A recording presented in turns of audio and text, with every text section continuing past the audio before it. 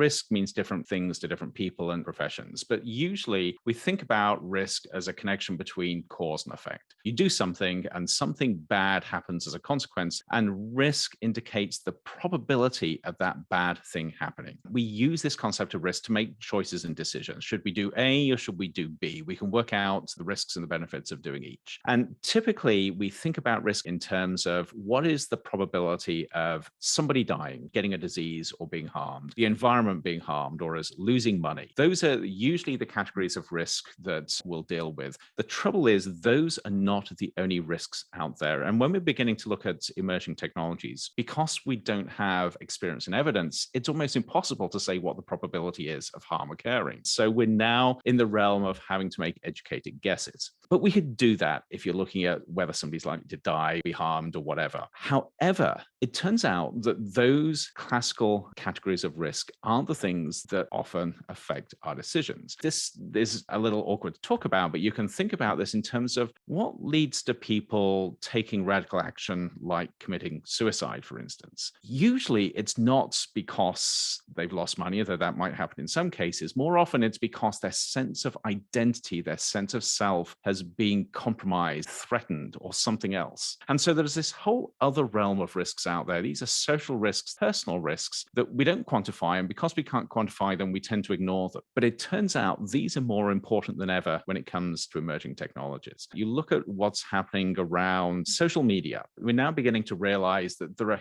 huge challenges around how social media affects things like empathy and empathetic relationships between people's sense of self and self-identity, especially with teenagers, how they actually feel. It's connected with areas such as anxiety and depression. None of these are quantifiable, and yet these are some of the most important things we need to deal with. So this is where the concept of risk innovation came out, asking how can we think differently about risk so we can actually have conversations about how we navigate new technologies through to where we want them to be.